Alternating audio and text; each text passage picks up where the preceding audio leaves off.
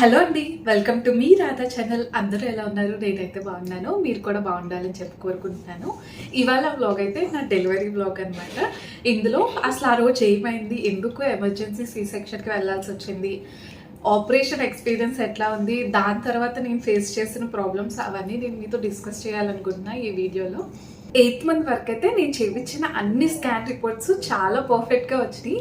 So నేను అదే అనుకున్నా, 9th మంత్ కూడా ఎంటర్ అయిపోయింది, ఇంకా అంత సాఫీగా జరిగింది, వజనల్ బర్త్ అవుతుంది అని చెప్పేసి నేనైతే ఫుల్ హోప్స్ పెట్టుకొని ఉన్నానమాట. దాని తర్వాత ఏమైందంటే 9th మంత్ వచ్చినప్పటి నుంచి ఎవ్రీ వీక్ చెకప్కి రమ్మని పిలిచారు. ఫస్ట్ వీక్ వెళ్ళాను, ఆ రోజు హై బీపీ ఉందని చెప్పారు, జాగ్రత్తగా ఉండమన్నారు. అప్పుడు కాళ్ళల్లో నీళ్ళు అయితే ఏమీ లేదు. సెకండ్ వీక్ వెళ్ళాను, అప్పుడు ఏమైందంటే కాళ్ళల్లో నీళ్ళు వచ్చినాయి అండ్ హై బీపీ కూడా అలానే ఉందన్నమాట. దాని తర్వాత ఏమన్నారంటే నెక్స్ట్ డే కూడా ఇంకొకసారి చెకప్కి రమ్మని చెప్పారు. ఆ రోజు వెళ్తే సేమ్ ఇంకా హై బీపీ, కాళ్ళల్లో నీళ్ళు ఉంది, స్కాన్ చేశారనమాట. స్కాన్ చేస్తే ఉమ్మనీరు అనేది తక్కువ ఉంది అని చెప్పారు. ఇంకా దాని తర్వాత ఏమైందంటే ఆ రోజు ఏంటంటే నార్మల్ చెకప్పే కదా అని చెప్పి నేను ఒక్కదాన్నే వెళ్ళాను. తర్వాత పేరెంట్స్ని పిలవమంటే మా పిన్ని వాళ్ళని పిలిచాను. ఇంకా వస్తే ఇట్లా హై బీపీ ఉన్నప్పుడు రిస్క్ ఉంటుంది అనమాట, బేబీ స్ట్రెస్లోకి వెళ్ళే ఛాన్సెస్ ఉంటాయి కాబట్టి సో సి సెక్షన్ చేస్తే బెస్ట్ త్వరగా అని చెప్పేసి అన్నారు. అప్పటికి నా బేబీ అయితే ఫుల్ టర్మ్ అయిపోయింది అనమాట. సో ఎమర్జెన్సీ సి సెక్షన్కి వెళ్ళాలి అని చెప్పారు. మేమేమో వెయిట్ చేద్దాం కదా అని చెప్పేసి అడిగాం, కానీ ఇంకా వాళ్ళు చెప్పారు ఈ కాంప్లికేషన్స్ ఉండొచ్చు, ఆ కాంప్లికేషన్స్ ఉండొచ్చు అని చెప్పి ఇంకా నేను ఎక్కువ స్ట్రెస్ తీసుకోవాలి అనుకోలేదు. ఇంకొకటి ఏం అడిగానంటే లేబర్ ఇండ్యూస్ చేయొచ్చు కదా అంటే ఆ ఆప్షన్ కూడా ఉంది, బట్ నీకు బీపీ హై ఉంది కదా, మధ్యలో ఒకవేళ నీకు ఇంకా బీపీ ఎక్కువ అయ్యి దానివల్ల బేబీ స్ట్రెస్లోకి వెళ్తుంది అన్నప్పుడు మళ్ళీ నీకు ఆపరేషన్ చేసే ఛాన్సెస్ కూడా రావచ్చు. సో ఒకసారి ఆలోచించుకో, ఒకవేళ నేను ఓకే అంటే లేబర్ ఇండ్యూస్ చేస్తాను, లేకపోతే డైరెక్ట్ ఎమర్జెన్సీ సి సెక్షన్కి వెళ్ళిపోతామని చెప్పేసి ఇంకా దాని తర్వాత నేను సంతుకు అయితే ఫోన్ చేసి చెప్పాను. ఇమీడియట్గా లక్కీగా ఏంటంటే నెక్స్ట్ డేకి కరెంట్ వెయిటింగ్ లిస్ట్లో సీట్స్ అయితే అవైలబుల్ ఉన్నాయి. ఇంకా సంతుకు అయితే నేను టికెట్ బుక్ చేస్తాను. సంతు నెక్స్ట్ డే మార్నింగ్ అయితే ట్రైన్ తీసేసుకున్నారు. ఇంక ఈవినింగ్ నేనైతే జాయిన్ అయిపోయాను అనమాట. ఇంకా జాయిన్ అయిన తర్వాత ఇంకా నాకైతే ఆ రోజు మళ్ళీ ఇంకొకసారి స్కానింగ్ చేశారు, బీపీ అది చెక్ చేశారు. బీపీ అయితే అట్లనే హై బీపీ ఉండింది. ఇంకా బేబీ బాగానే ఉంది కానీ ఉమ్మనీరు తక్కువ ఉందని చెప్పారు. దాని తర్వాత రేపు ఆఫ్టర్నూన్ 12 o'clockకి నాకు ఆపరేషన్ అనమాట. సో ఈవేళ మిడ్నైట్ 2 తర్వాత నన్ను ఇంకా వాటర్ కానీ ఫుడ్ కానీ ఏది తీసుకోవద్దని చెప్పారు. ఇంకేం చెప్పారంటే మార్నింగ్ లెగంగానే ఎప్పట్లాగానే వాష్రూమ్కి బాత్రూమ్కి వెళ్ళాలి. ఒకవేళ వెళ్ళకపోతే చెప్తే వాళ్ళు ఏదో టాబ్లెట్ ఇస్తారు, ఎందుకంటే స్టమక్ అనేది క్లీన్ ఉండాలి అని చెప్పేసి అన్నారనమాట. బట్ ఆ రోజు నైట్ అయితే అస్సలు నిద్ర పట్టలేదు. సంతు టైంకి వస్తారా, రేపు ఆపరేషను, అది కూడా లైఫ్లో చాలా పెద్ద మేజర్ ఆపరేషన్ కదా, ఇప్పటిదాకా నాకు ఇంత చిన్న గీటుకు కూడా ఒక్క స్టిచ్ కూడా పడలేదు, అలాంటిది రేపు ఇంత పెద్ద మేజర్ ఆపరేషన్ జరగబోతుంది. దానికి నేనైతే ఫుల్ టెన్షన్ పడ్డానమాట. ఫస్ట్ నుండి నేను సంతు ఏమనుకున్నామంటే నాకు నార్మల్ డెలివరీనే అవుతుంది అన్నట్టు ఫిక్స్ అయిపోయాను అనమాట. బట్ అన్ఎక్స్పెక్టెడ్గా ఇంకా సి సెక్షన్ అయితే జరగబోతుంది కదా. సంతు ఇంకా ట్రైన్లో ఉన్నారు. నార్మల్గా అయితే 8 o'clock కల్లా తను విజయవాడలో దిగిపోవాలి. మహా అయితే 10:30, 11 కల్లా వచ్చేస్తారులే హాస్పిటల్ దగ్గరికి, గుడివాడకి అని చెప్పేసి అనుకున్నా. ఎందుకంటే Vijayawada to Gudivada just 1.5 hour journey. But ఆ రోజు అన్ఫార్చునేట్లీ ఏంటంటే ట్రైన్ 2 hours లేట్ అయింది. సంతు అక్కడ దిగేసరికి 10:30 అయిపోయింది విజయవాడలో. నాకేమో 12 o'clockకి ఆపరేషను. ఇంకా సంతు అక్కడ నుండి బస్ స్టాండ్కి వెళ్ళారు. అక్కడేమో నేను నాన్ స్టాప్ ఎక్కమని చెప్పాను అనమాట. నాన్ స్టాప్ ఏమో ఒక్క బస్ కూడా లేదు. దానివల్ల ఆల్రెడీ 11 అయిపోయింది. ఇంకా 11 అయిపోయిన తర్వాత సరే పల్లెవెలుగు ఎక్కేసామని చెప్తే పల్లెవెలుగు అయితే ఎక్కేసారనమాట సంతు. నీకేమో ఫుల్ టెన్షన్, ఇంకొక 1 hourలో నన్ను ఆపరేషన్కి పిలుస్తారు, సంతు ఆ టైంకి వస్తారా లేదా అని చెప్పేసి నేను ఫుల్ టెన్షన్లో ఉన్నాను. అలా చూస్తూ 12 అయిపోయింది. 12 అయ్యేసరికి సంతు ఇంకా 10 kilometers దూరంలో ఉన్నారు. ఇక డాక్టర్ అప్పటికే అన్ని అరేంజ్ అయిపోయినాయి అనమాట. ఆ రోజు నా ఒక్కదానికే ఆపరేషను. సో అన్నీ అరేంజ్ చేసేసుకున్నారు. ఇంకా కొంచెం సేపట్లో డాక్టర్ కూడా వచ్చేస్తారు, అనెస్థీషియా ఇచ్చే ఆయన కూడా వచ్చేసారనమాట. ఇంకా వాళ్ళేమో కంగారు పెడుతున్నారు, మీరే కదా ఇట్లా ఏమంటారు 12 to 12:50 లోపు ఆపరేషన్ చేయమన్నారు, అక్కడ అన్నీ రెడీ అయిపోయినాయి, రండి అని చెప్పి. దట్టు డాక్యుమెంట్స్ మీద సైన్ చేయాల్సి ఉంటుంది కదా, అంటే మీకు ఏమన్నా అయితే మాదేం బాధ్యత లేదు అని ఆ సైన్ కూడా అవ్వలేదు. ఇంకా దాని తర్వాత అలా 12:15 అయిపోయింది. 12:15 అయిన తర్వాత ఇంకా రావాల్సిందే అని చెప్పేసి అన్నారనమాట. అప్పటికి సంతు ఇంకా జస్ట్ 2 కిలోమీటర్స్ దూరంలోనే ఉన్నారు. చాలా రిక్వెస్ట్ చేసాం కానీ లేదు రావాల్సిందే అని చెప్పేశారనమాట. ఇంకా నాకు ఫుల్ ఏడుపు వస్తుంది కానీ చాలా ధైర్యంగా ఉండి నేను ఇంకా ఆపరేషన్ థియేటర్లోకి వెళ్ళాను. నేను డ్రెస్ అయితే చేంజ్ చేసుకున్నాను. చేంజ్ చేసుకున్న తర్వాత లోపలికి వెళ్ళాను. ఇంకా ఎక్కువ టైం కూడా లేదు. లోపలికి వెళ్ళంగానే నన్ను కూర్చోమని చెప్పారు. వెనకాల అది స్పైన్ దగ్గర ఇట్లా క్లాత్తో క్లీన్ చేసి కాటన్తో వెంటనే నాకు చెప్పారనమాట, నేను ఇప్పుడు నీకు అనెస్థీషియా ఇస్తాను, నువ్వు అస్సలు కదలకూడదు, కొంచెం కూడా జర్క్ ఇవ్వకూడదు అని చెప్పి. నేను ఇది విన్నానమాట. అనెస్థీషియా ఇచ్చినప్పుడు కదిలితే చాలా మందికి మైగ్రేన్ వస్తుంది, అలా చాలా విన్నాను అనమాట. సో నేనైతే అట్లానే ఇంకా అట్లా బిగపట్టుకొని ఇలా వంగొని ఉన్నాను అనెస్థీషియా ఇచ్చినప్పుడు. బట్ లోపల చాలా బాధ ఉంది. సంతుని చూడకుండా నేను లోపలికి వచ్చేసానే, సంతుతో మాట్లాడలేకపోయానే అని చెప్పేసి ఇంకా నాకు అనెస్థీషియా ఇచ్చారు. అలానే కదలకుండా ఉన్నాను. నొప్పి వచ్చింది. అందరూ ఏమంటారంటే అనెస్థీషియా సూది నార్మల్ సూదిలానే ఉండిద్ది అని. బట్ నాకు అంత అనిపించలేదు అనమాట. అదేదో బండ సూది నాకు ఒంట్లో గుచ్చినట్టు అనిపించింది. బట్ కదలకుండా ఉన్నాను. నేనైతే అనెస్థీషియా ఇచ్చారు. వెంటనే వితిన్ సెకండ్లో పడుకో అన్నారు. నేను ఇలా పడుకున్నాను. అప్పుడే నర్స్ వచ్చి చెప్పారనమాట, వాళ్ళ హస్బెండ్ వచ్చారు, ఇట్లా తనతో మాట్లాడాలి అంటున్నారు అని చెప్పి. ఇంకా వాళ్ళేమో లేదు అనెస్థీషియా ఇచ్చేసాము, ఇంకా మాట్లాడడానికి కుదరదు అన్నారు. ఇంకా అంతే, అనెస్థీషియా ఇచ్చిన వితిన్ 5 minutesలో అసలు నా పొట్ట కట్ చేస్తారు. మా బుడ్డోడు బయటికి కూడా వచ్చేసాడు. రాగానే ఏడ్చాడు అనమాట. నేను చాలా హ్యాపీ ఫీల్ అయ్యాను. నేనేంటంటే ముందు రోజే ఒకరికి ఆపరేషన్ అయింది. బాబు అనేది తనకి బాబు పుట్టాడనమాట. కానీ ఆ బాబు ఏడవలేదు. ఆ ఏడవకపోవడం వల్ల తనని NICUలో పెట్టారనమాట.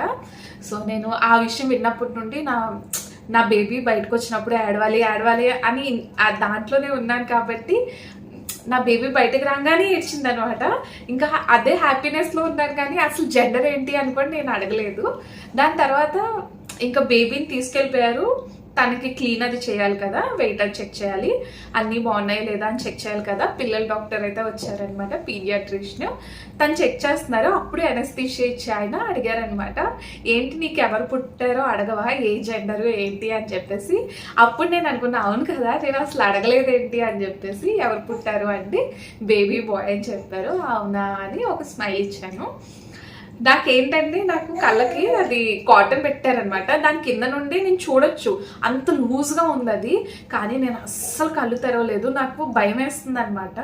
ఎందుకంటే నేను ఇలా పడుకున్నప్పుడు బాడీ అంతా ఫుల్ టైట్గా ఉంది, పొట్ట ఇంత పెద్దగా ఉంటుంది కాబట్టి వాళ్ళు ఒక్కొక్క లేయర్ కట్ చేస్తున్నప్పుడు నాకు ఇక్కడ ఇదంతా లూజ్ అవుతున్న ఫీలింగ్ వచ్చింది.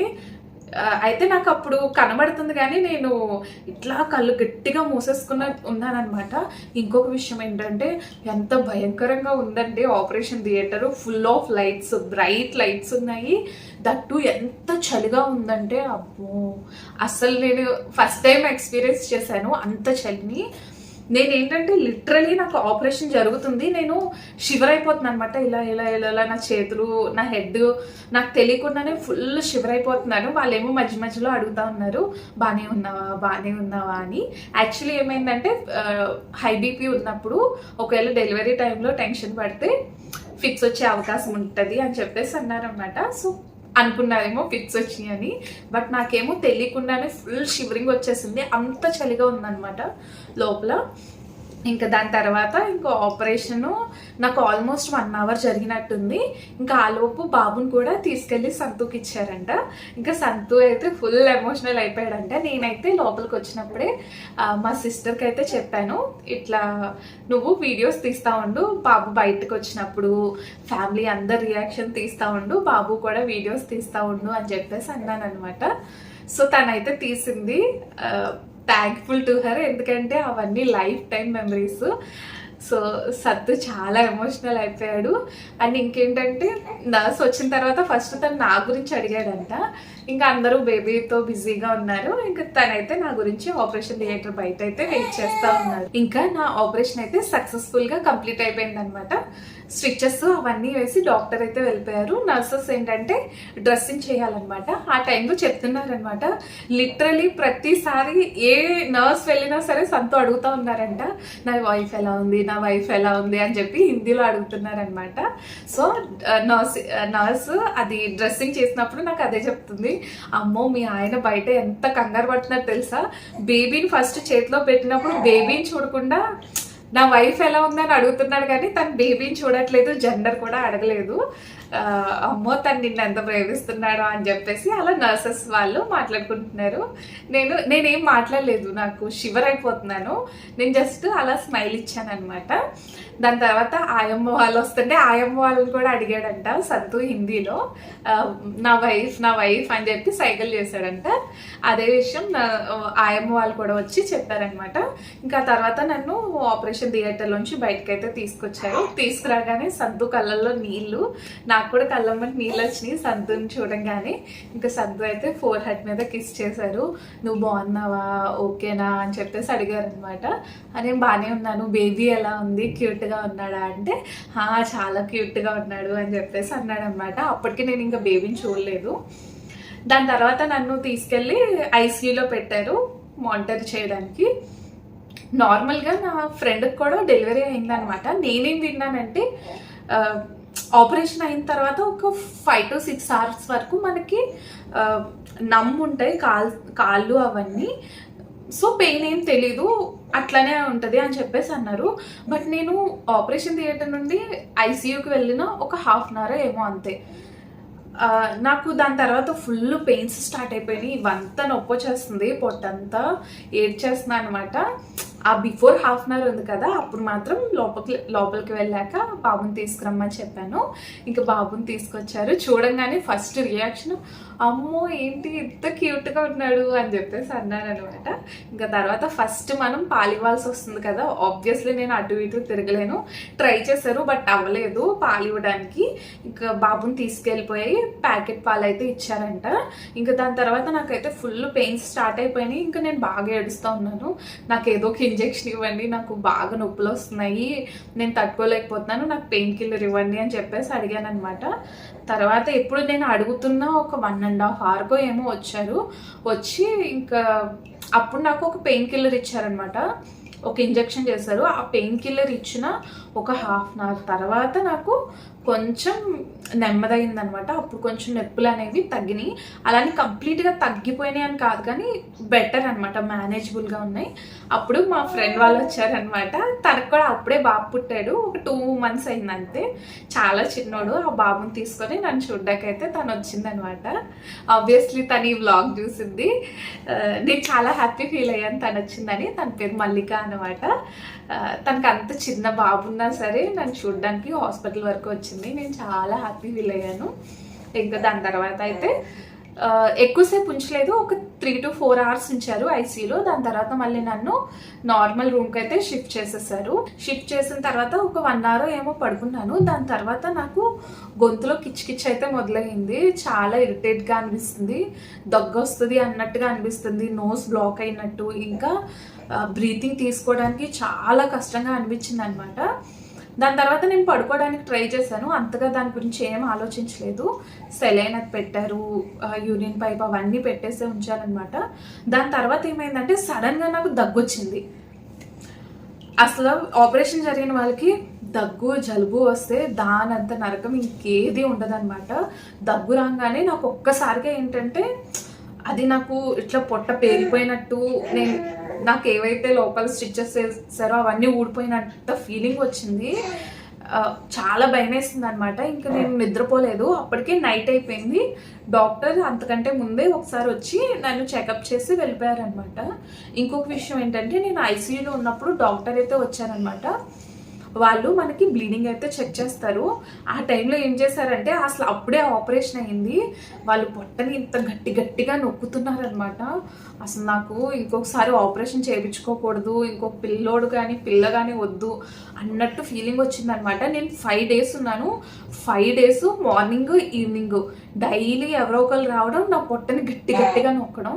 నాకేమో ఎట్లా అంటే ఆ కుట్లు ఉంటాయి కదా, అవి ఊడిపోతాయేమో అన్నట్టు ఆ పెయిన్ ఉంటుంది చూడండి, అది నేను ఎక్స్ప్లెయిన్ చేయలేను. అది ఫీల్ అయిన వాళ్ళకే అర్థమవుతుంది అనమాట. అబ్బా చాలా నరకం చూశాను. ఇంకా నేను రూమ్లో ఉన్నప్పుడు నాకు దగ్గు వస్తుంది కదా, ఇంకా ఆ రోజు నైట్ ఏంటంటే ఓన్లీ సిస్టర్స్ ఉన్నారనమాట, డాక్టర్ అయితే లేరు. ఇంకా దాని తర్వాత ఏమైంది, నాకు అట్లే కాన్స్టెంట్గా అదే ఫీలింగ్ ఉంది, చాలా ఆవేశం వస్తుంది, ఇంకా దగ్గు వచ్చిన ఫీలింగ్ ఉంది. దాని తర్వాత ఇంకా నేను మా మమ్మీ చూస్తున్నారనమాట నేను ఇబ్బంది పడుతున్నాను అని చెప్పి. నర్స్ వచ్చి అడిగారనమాట ఎలా ఉన్నారు ఏంటి అంటే, నేను చెప్పాను నాకు ఇట్లా దగ్గు వచ్చినట్టుంది, ఏదైనా మెడిసిన్ ఇవ్వండి అది ఇది అని చెప్పేసి.